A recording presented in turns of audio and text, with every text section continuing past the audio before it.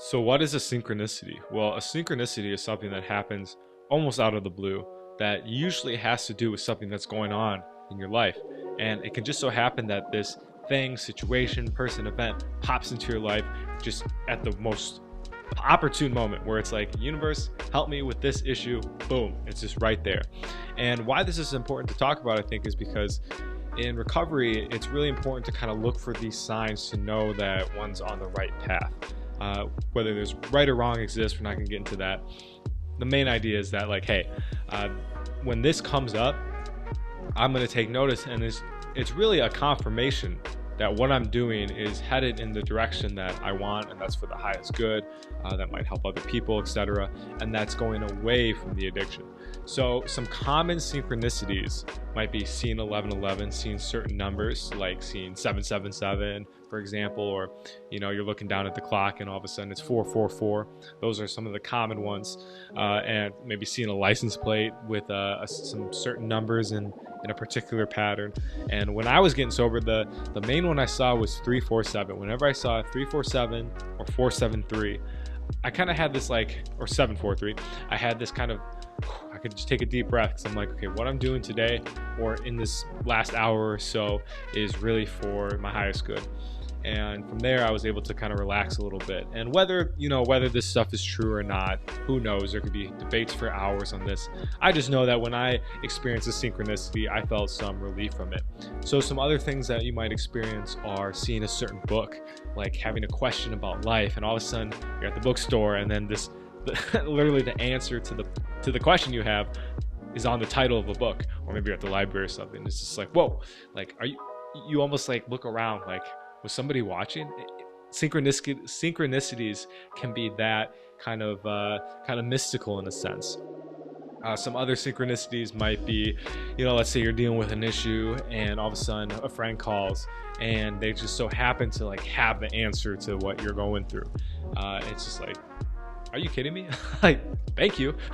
And I experienced that before as well. Like when I would, I'll give an example here with relationships and stuff. I would have a relationship question, and then I would look at my WhatsApp, and I have a friend in Australia who really kind of helps me. He's a lot older than me, not a lot older.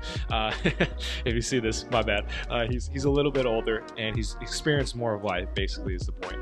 And he has helped me a lot get through some of these issues I'm dealing with relationships. And just the other day, I was struggling with this thing. I was feeling kind of stuck. Like, what is going on? I cannot figure out the answer to this problem. I'm trying a bunch of things. There should be an answer right now, but there isn't. And I checked my WhatsApp, and boom, it's like, hey, I'm free for a call. I'm like, okay, cool. So I called him and just started talking to him about what I was going through, and he just had the answer to every single one of my issues. I'm like, whoo! And that's what I call synchronicity. And the mystical part of that was that I just happened to look at my WhatsApp, and I only have a couple contacts in my WhatsApp because I'm in America, and WhatsApp's usually for people overseas, so I don't really check it that much. But it just so happened that time I checked it was when he reached out, and it was just like, wow, thank you, universe. Some other examples might be, let's say, finding this YouTube channel, for example. I know a lot of people have commented like, holy crap, I've been stuck on this thing for so long. This is it. This is the answer. And it's just like, whoa, that's kind of crazy, right? Like, the chance that out of all the videos that are circulating through YouTube, out of the millions of channels, it just so happened that my video popped up for them to see at the right moment, and it answered the question, or maybe it just gave them some relief that what they're going through is normal and part of the journey, and that they're not this insane person. I know I definitely felt somewhat insane at times when I was going through my recovery process. Like, am I a nutcase? No, it's part of the process here. Another example I'll give, which is one of the big ones, and it was when I was about 4 months sober. I was on a family trip. It was the first time I had really spent time with my family after quitting weed, and I used to smoke a ton of weed, so I was a different person, you could say. And it was the first time I started to realize that, wow, my family isn't my family. They're not, I don't own them. They're each own individual. And it was the first time I saw that, because in the past it would be like, it's my mom, it's my dad, it's sister, brother, and they just kind of were a part of my egocentrism. And now I was starting to see like, holy crap, they're not they have nothing to do with me, pretty much. They're their own souls or whatever. And it was scary. I was like freaking out. And I was like, I don't know how to like process this. I was like feeling really like sad, like grieving this old self. And I was just like, I just felt all this fear. And I was at the hotel room and I was looking through YouTube, and this guy came up and he had a video on the dark night of the soul, which I'll make a video on again shortly. And essentially the dark night of the soul is this period where all this unconscious ego baggage bubbles up to the surface. I guess that could be the video right there, pretty much. And different examples could be just, yeah, like what happened with me, just realizing that the people I lived with growing up were not my family. I didn't own them or possess them in any way, and that I was different from them, etc. Other dark nights of the soul could be realizing that maybe I have a problem with a certain substance, and I need to get it. And usually these times come with a lot of fear, uncertainty, confusion maybe.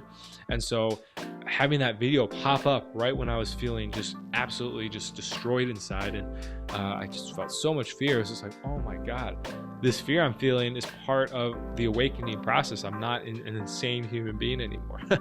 Well, there was some insanity within, but I wasn't this like nutcase, and it just was a huge relief. So that was a big synchronicity in that video coming up right when I needed it.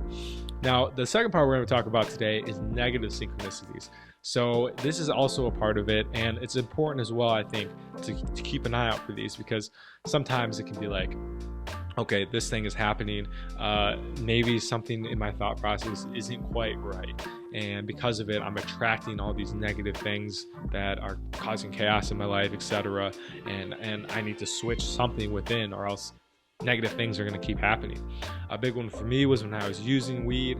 I was smoking so much of it, and I went on a run one day, and I had a burner phone, which is a phone that I used to text people to sell weed on. It was a track phone, so there was no link to like my family's network. You really couldn't trace the messages, and so I lost that phone one day for some reason. I went to bed, I woke up, and it was gone, and I was losing my shit. And so that day I decided to go on a run. I was so afraid. I was like, oh my God, the cops took it. Obviously being paranoid, but we didn't help, obviously. And so I was on that run, and I got like, I don't know, a mile in or whatever, and I just said, universe, God, if you're real and you help me get through this next day or so without any consequences, I will quit selling weed. I promise. And guess what? I kept selling weed. I disobeyed my promise.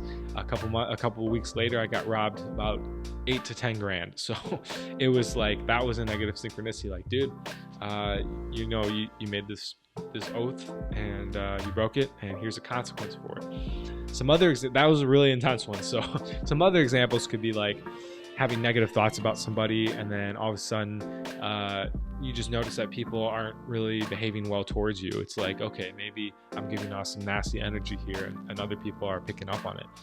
Another one that has happened to me before was thinking like being too high on my own horse, and then something coming in and just humbling the shit out of me. And that's always like a sign that's like, hey buddy, you were having fun, but it's time to like, remember, you're not this omnipotent being. You take a shit every morning like everyone else. Remember that. And I'm like, okay, you're right. I gotta calm down a little bit and chill the hell out. So that's like a negative synchronicity. Even though they usually have a positive end to them, in the moment they can feel negative and like, oh shit, like what am I doing with my life? So that's a pretty fun one, a funny one. Some other ones could be like, here's one, like with car trouble. Like I remember there were times that I'm like, my car's gonna last forever. I'm just feeling so cocky. So driving down the road, next thing you know, my check engine light comes on, my maintenance redo comes on, and I'm like, oh shoot, instant car trouble. So that's something as well to keep an eye on, the negative stuff. Comment down below what some of your negative synchronicities are, if you have them, and your positive ones as well, because obviously we want to focus on the positive as much as possible. It's important though to see both sides, I think. So I'm really curious to know. And so maybe this video is a synchronicity for you. Maybe you were kind of questioning, why am I seeing all this kind of coincidental random stuff happening that doesn't seem so coincidental? It's like in perfect timing, it seems. And this could be why. It's a synchronicity, as I like to call it.